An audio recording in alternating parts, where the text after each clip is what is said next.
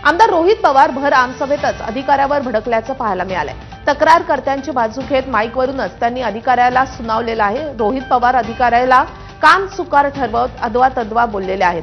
कर्जत जामखेड मतदारसंघातल्या अधिकाऱ्यांसोबत कामांचा आढावा आणि नियोजनासाठी आमसभा बोलावण्यात आलेली होती। यावेळी गटाराच्या निकृष्ट कामाबद्दल अरेरावी करत त्यांनी जाब विचारलेला आहे।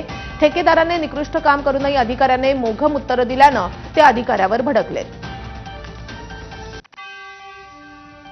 रोहित पवारांनी आमसभेमध्ये अधिकाऱ्यावर भडकल्याच्या प्रकरणावरून अंजली दमानिया यांनी प्रतिक्रिया दिली आहे। रोहित पवारांनी भरसभेमध्ये अधिकाऱ्याला अशी भाषा वापरून बोलणं हे चुकीचं आहे असं अंजली दमानिया म्हणाल्यात।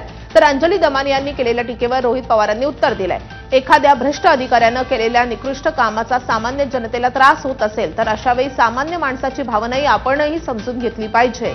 एखादा अधिकारी जेव्हा बघतो करतो अशी वेळकाढू भाषा वापरत असेल, लोकप्रतिनिधी समोर अधिकारी धडधडीत खोटं बोलत असतील तर सामान्य माणसासोबत ते कसं वागत असतील याची कल्पना करा असं रोहित पवार म्हणाले।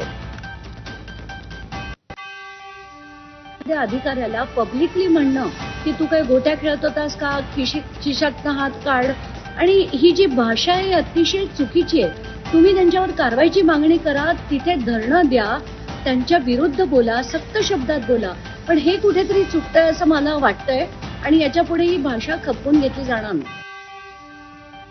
दरम्यान राज्याचे उपमुख्यमंत्री अजित पवारांनी रोहित पवारांनी अधिकाऱ्याला दम दिल्याच्या प्रकरणावर प्रतिक्रिया दिली आहे। संविधानानं सर्वांना अधिकार दिलेला आहे, मात्र सुसंस्कृत महाराष्ट्रामध्ये कसं वागावं याचा विचार करावा असं अजित पवार म्हणाले। पुण्यामध्ये माध्यमांशी संवाद साधताना त्यांनी ही प्रतिक्रिया दिली आहे।